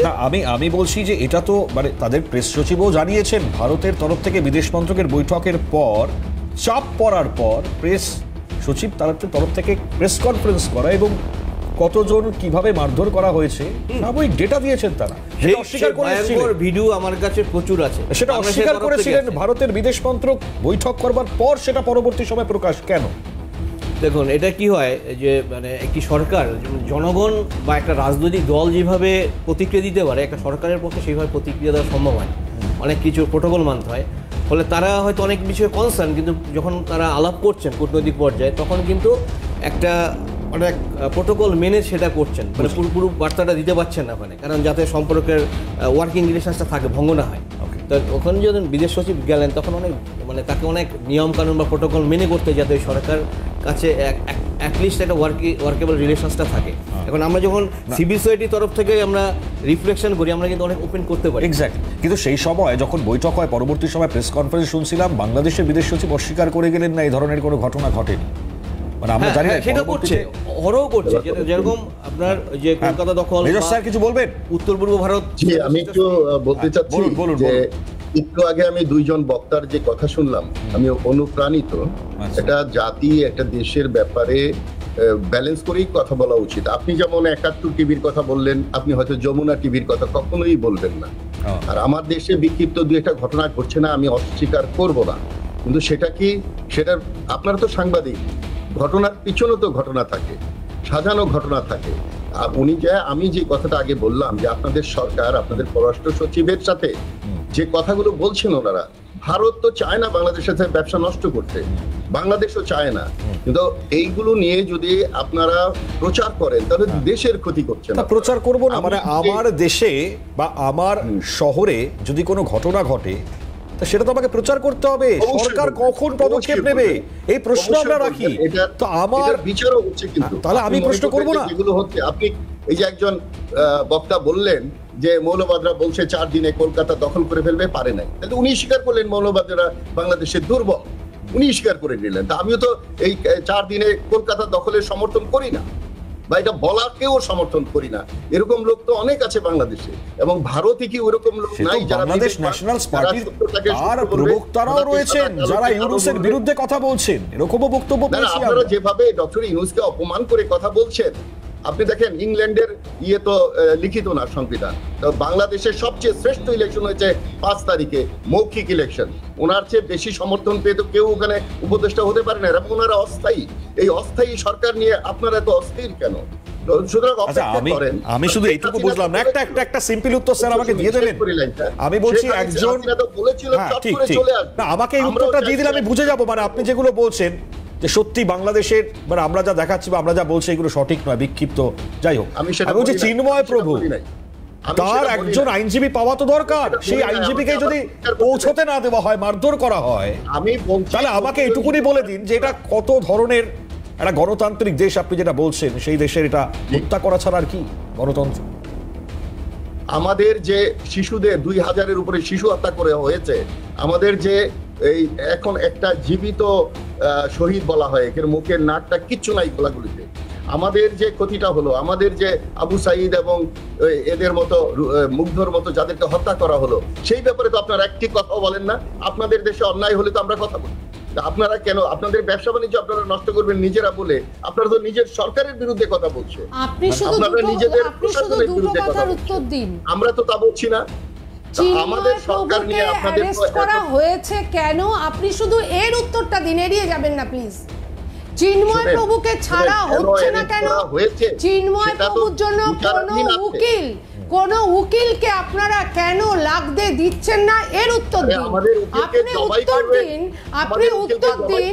আমার এই পশ্চিমবঙ্গের ছেলে তার বন্ধুর বাড়ি বাংলাদেশে বেড়াতে গিয়ে প্রচন্ড ভাবে সে আঘাতপ্রাপ্ত হলো কেন, আপনি এর উত্তরটা দিন তো। এই দুটো প্রশ্নের উত্তর দিন। সামান্য জ্ঞান থাকে তাহলে এটা বোঝার কথা। আমাদের উকিলকে আপনারা অর্ডার করুন। আমার ছেলে মার খেয়ে এলো, আমি মিথ্যে প্রচার দিচ্ছি? আপনাকে দেখাবো, ডকুমেন্টস দেখাবো, ছবি দেখালে পরে আপনি বলবেন। তাহলে ছবিটা দেখুন, আমার ছেলেটা মার খেয়ে এলো, তার বন্ধুর বাড়ি গেছে, সে আপনার বাংলাদেশি একটি ভাইকে সে তার বন্ধু ভেবেছে, এবং সেই বন্ধুও ওকে ভালোবেসেছে। সেখানে আপনাদের মৌলবাদীরা ওকে অত্যাচার করে ওকে মেরে ধরে এখানে পাঠিয়ে দিয়ে গেছে, এর উত্তর দিন। চিন্ময় প্রভুকে আটকে রেখেছেন কেন, উত্তর দিন। শুনেন, এটা তো নেওয়া দরকার। আমি বলি উত্তরটা বলুন। হাজার হাজার মানুষকে নির্বিচারে যে হত্যা করেছে তাকে নিয়ে আপনারা কোলে বসিয়ে রেখেছেন কেন? কে বসিয়ে রেখেছে কোলে? উত্তর দিলাম তো, যারা হাজার হাজার লোকের খুনি তাদের কিছু না, তাদেরকে কোলে নিয়ে বসে থাকবেন আর এখানে স্লটার্ড হবে উকিল। আচ্ছা, তাসলিমা নাসরিনকে চেনেন তো স্যার? অপেক্ষা করে স্যার, আমি বলছি তাসলিমা নাসরিনকে চেনেন তো? বেশ বেশ মেজর স্যার, তাসলিমা নাসরিনকে চেনেন তো? উনি যদি বাংলাদেশের জাতি তাকে পছন্দ করতো তাহলে তো আপনাদের কোলে গিয়ে বসতো না, আমাদের দেশেই থাকতো, তাই না? ও মানে যে বিরুদ্ধচারণ করবে সেই কোলে গিয়ে বসছে, এরকম ব্যাপার? না না না, এটা বিরোধিতা।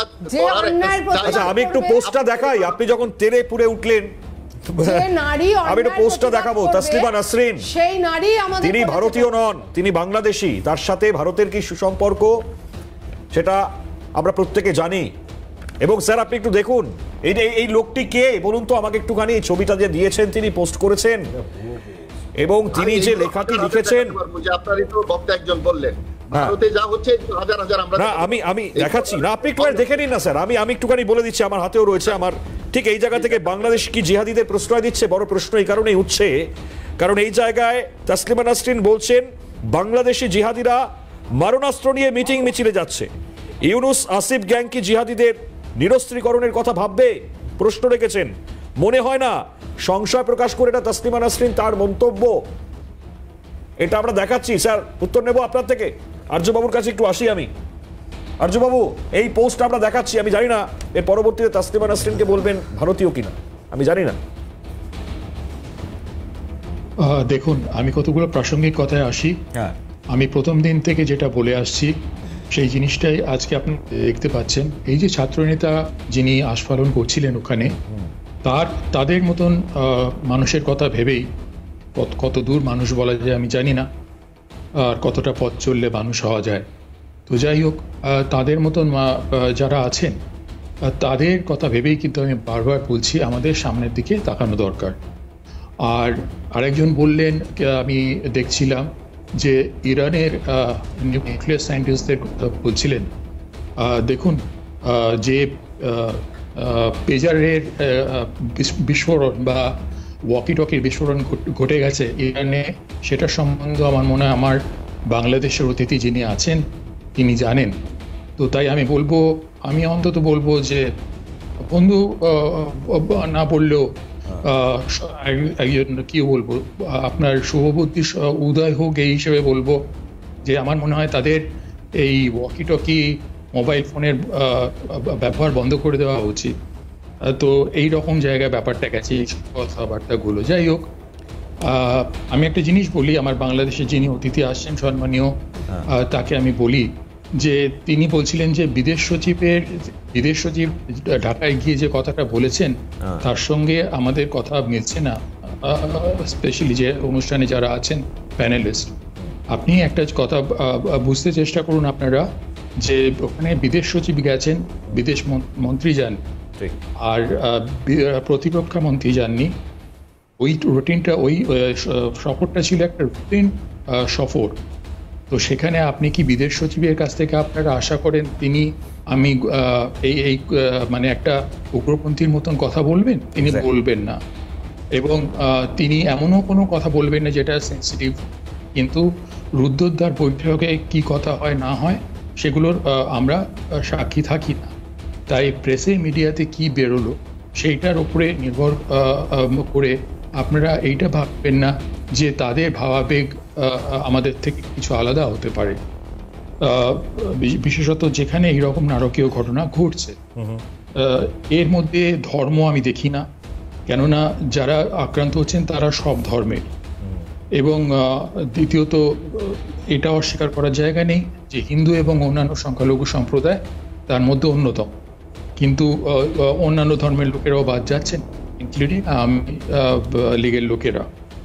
তো এই ক্ষেত্রে আমি একটা কতগুলো কথা বলি যে যেহেতু এখানে যে চালিকার শক্তি, সেই চালিকার শক্তির অন্যতম চালিকা শক্তির নাম পাকিস্তান, এবং আমরা জানি যে ঢাকা ক্যান্টনমেন্টে ISIর কিছু লোক আছেন, এবং জিএইচকে রাওয়ালপিন্ডিতেও বোধহয় আপনাদের লোক যাও আশা করছেন। তো যাই হোক, সেই ক্ষেত্রে আমাদের এখানে আমি যেটা বলবো যে এই সময় যেটা ঘটে থাকে, যেগুলো নিয়ে আমাদের একটু সতর্ক থাকা উচিত, যে অন্তর্ঘাতের ঘটনা ঘটে, তো সেই দিকে লক্ষ্য রেখে আমাদের যে 4,000 প্লাস বর্ডার শেয়ার করি আমরা বাংলাদেশের সঙ্গে ভারত, তার অর্ধেকের একটু বেশি পশ্চিমবঙ্গ শেয়ার করে। সেই জন্য এইসব জায়গাতে যাতে নাগরোটা পাঠানকোট এই ধরনের ঘটনা না ঘটে, এইসব জায়গাগুলোতে একদম অরক্ষিত প্রচুর জায়গা।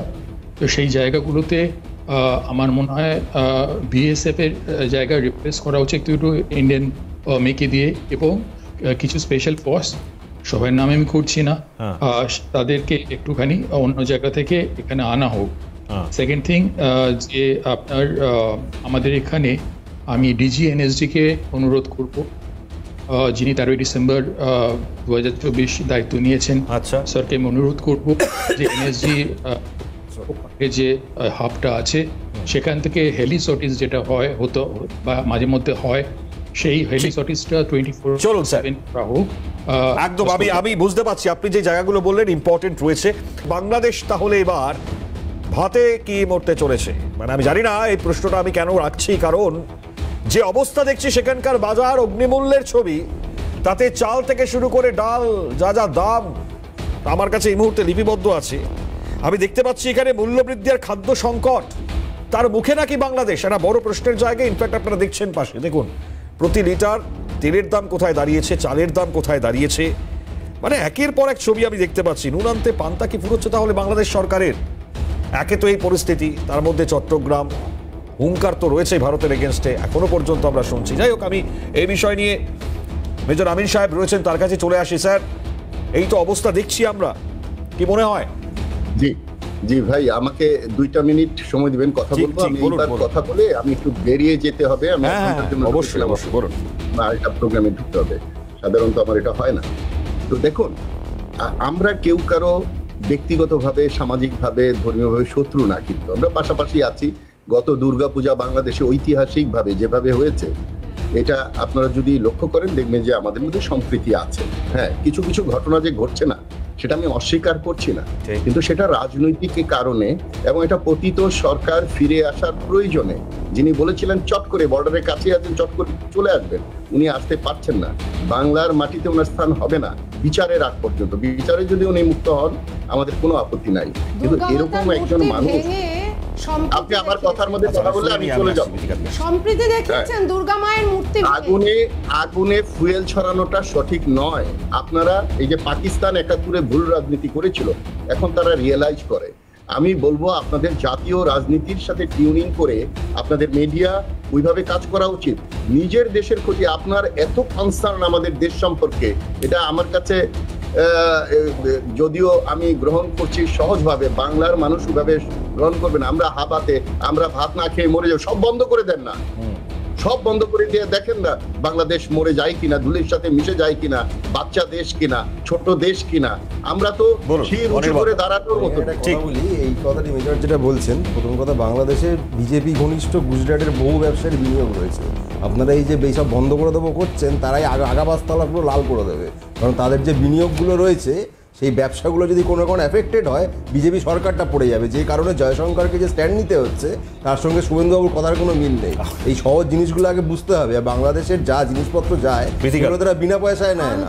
এই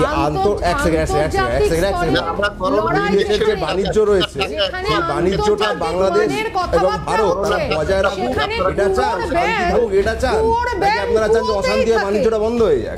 আমি বলছি, রাজ্যের মুখ্যমন্ত্রীকে যে রিপ্লাই দিয়েছিল বাংলাদেশ, সেখানকার নেতারা, আমি জানি না এটা অনির্বাণদা দেখেছেন বা শুনেছেন, ওই পারে রিজভি এবারে শুভেন্দু একই জিনিস। বেশ বেশ, সময় পারে রিজভি এবারে শুভেন্দু একই জিনিস।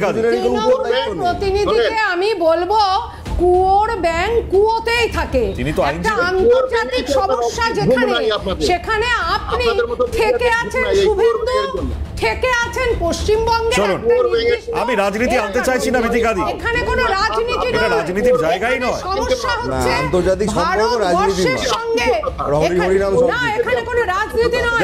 দেবাশিস দা শেষ করবো আমি অনুষ্ঠান। বিধিকাদি বেশ বেশ, দেবাশিস দা বেশ। স্যার বুঝে গেছি, আমি শুনেছি স্যার, আপনার কথা শুনলাম আমি। দেবাশিস বাবু, আমাকে শেষ করতে হবে স্যার, সময় নেই। ঠিক আছে, হ্যাঁ, কে কি করবে দেখবো। মেসেজ হচ্ছে এটা যে আমার মনে হয় মানে ভেবেচিন্তে কমেন্টস করা উচিত প্লিজ। হ্যাঁ, এবং বাংলাদেশের তরফে, ভারতের তরফে, দুতরফেই আমার বার্তা থাকবে যে অন্তত সোশ্যাল মিডিয়াতেও যারা পোস্ট করবেন একটু দায়িত্বশীলভাবে পোস্ট করা উচিত, এবং দুদেশের সরকার আমার মনে হয় আগামী দিনে ওয়ার্কেবল রিলেশন, কারণ বাংলাদেশ ছাড়া ভারত এবং বাংলাদেশ হচ্ছে অবিচ্ছেদ্য, আমরা একদম অস্বীকার করতে পারি। আর্যবাবু একদম এক লাইন বলুন। আমার মনে হয় ভারত সরকার যা পদক্ষেপ করবেন ভেবেচিন্তেই করবেন, তবে এটা অবৈধ সরকার, এটা নিশ্চিত, এটা কোনো বৈধতা নেই। তো সেই দিকে তাকিয়ে এবং আমাদের সামনের দিকে এগিয়ে যেতে হবে, সমস্ত রকম আমাদের নিজেদের নিরাপত্তার কথা। ওকে, চলুন বিদিকাদি একদম এক লাইনে শেষ করুন। আমার একটাই বক্তব্য যে আপনারা হিন্দু নিধন বন্ধ করুন, আপনারা ওখানে যারা সংখ্যায় কম রয়েছে সেই মানুষদের উপর অত্যাচারটা বন্ধ করুন, এটাই আমার। আপনারা এদিকে মসজিদ ভাঙুন। বেশ, অসংখ্য ধন্যবাদ জানাবো প্রত্যেককে, যারা যারা এতক্ষণ সময় দিলেন স্যার, অসংখ্য ধন্যবাদ। দেখুন, খুব স্বাভাবিকভাবেই আইনজীবী তথা তৃণমূলের হয়ে মন্তব্য রাখছিলেন অনির্বাণ দা, তার কথায় খুব সুন্দর হাসিটা আমরা দেখতে পেলাম। বাংলাদেশ থেকে মেজর সাহেব তিনি হাসলেন। তো যাই হোক, আমি বলছি যে ঘরের শত্রু যদি বিভীষণ হয় তাহলে পরে খুব মুশকিল, আর বিভীষণ যদি থেকে থাকে তাহলে সেই বিভীষণকে উৎখাত করতেও ভারত সরকার পিছপা হবে না, দ্বিধাবোধ করবে না। যেই ঘটনা ঘটছে, সেই ঘটনা চলছে, সেটা আমরা দেখাচ্ছি। আন্তর্জাতিক স্তরে সেই আলোচনায় রাজনীতি আনা অত্যন্ত ভয়ঙ্কর বিষয়।